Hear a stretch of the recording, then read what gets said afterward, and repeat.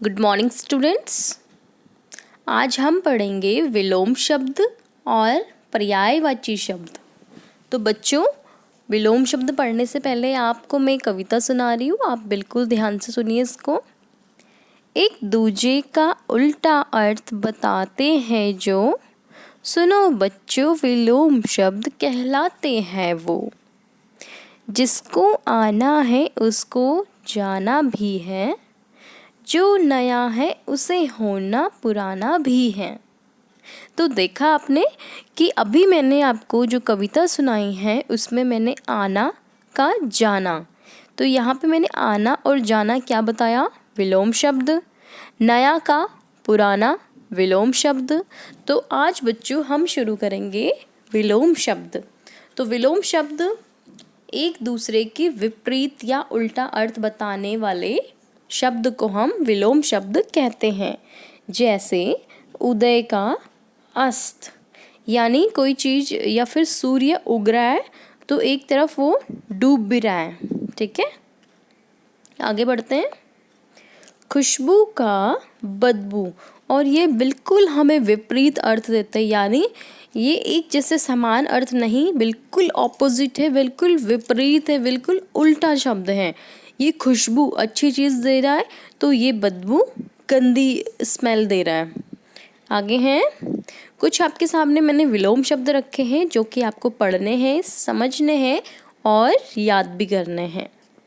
अंधकार प्रकाश, उदय अस्त, सुख दुख, सावधान असावधान, फुर्ती आलस, बहादुर डरपोक, स्वतंत्रता परतंत्रता यानी कि अस्वतंत्रता, आदर अनादर, जान अनजान, रुचि अरुचि, ज्ञान अज्ञान, साहसी कायर या फिर डरपोक, दायां बायां, लाभदायक हानिकारक, मालिक मजदूर, पालतू जंगली, सुगंध दुर्गंध, मौखिक लिखित। ठीक है बच्चों, तो चलिए देखते हैं आपको विलोम शब्द कितने अच्छे से आते हैं। आपका आज का गृह कार्य यही है कि आपको इन सभी शब्दों को अपनी कॉपी में लिखना है और याद करने हैं। आपके शब्द हैं जटिल, नित्य, उत्थान, अनिवार्य, दुर्लभ। तो चलिए आगे बढ़ते हैं। ये शब्द हैं आपके पर्यायवाची शब्द। अब देखिए, पानी अम्बु अमृत नीर, हवा पवन अनिल समीर, अग्नि पावक आग दहन, चक्षु नेत्र लोचन नयन। तो देखा आपने देखा मैंने किन शब्दों का प्रयोग किया है? मैंने शब्दों का प्रयोग किया है पर्यायवाची। पानी का पर्यायवाची शब्द होता है अम्बु अमृत नीर। हवा का पर्यायवाची शब्द है पवन अनिल समीर। अनिल का पर्यायवाची शब्द है पावक आग दहन। और चक्षु का पर्यायवाची शब्द है नेत्र लोचन नयन।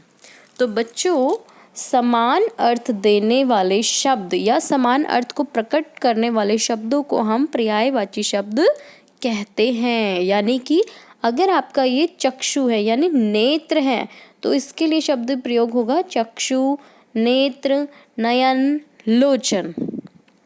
और ये आपका फूल है यानी कि कमल है तो कमल के लिए हम कहेंगे जलज, पंकज, सरोज, वरी। ये सारी जो शब्द है ये आपके पर्यायवाची शब्द है, वो भी कमल के।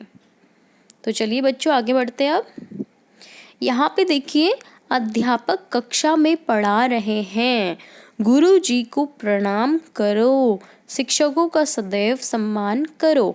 यहाँ पे आपका अध्यापक, गुरु जी, शिक्षक, ये सारे शब्द आपके समानार्थी शब्द हैं यानी कि पर्यायवाची शब्द हैं। ये तीनों ही शब्द आपके अध्यापक, गुरु जी और शिक्षक, तीनों का मतलब एक ही है, इसलिए आपका ये अध्यापक, गुरुजी, शिक्षक समान अर्थ को दर्शाते हैं, इसलिए हम इसको कहते हैं पर्यायवाची शब्द।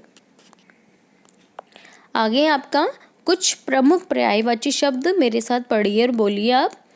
अग्नि, आग, अनल, पावक, आँख, आग का है आपका दृक् चक्षु नयन नेत्र लोचन।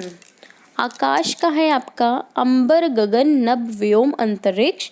ईश्वर का है भगवान प्रभु देव स्वामी। कमल का है पंकज पदम जलद राजीव। किनारा का है कूल तट ककार। गंगा का है भागीरथी मंदाकिनी सुरसरी। और घर का है गेह गृह आवास आलय। घोड़ा का है अश्व तुरंग बाजी है घोटक। चंद्रमा का है चांद्र चंद्र इंदु राकेश शशि।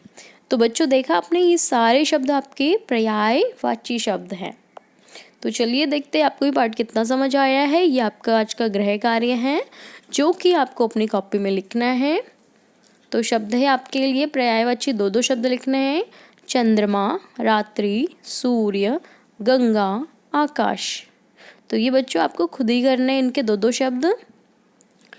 अगली कक्षा में हम मिलते हैं नए टॉपिक के साथ। तब तक के लिए धन्यवाद।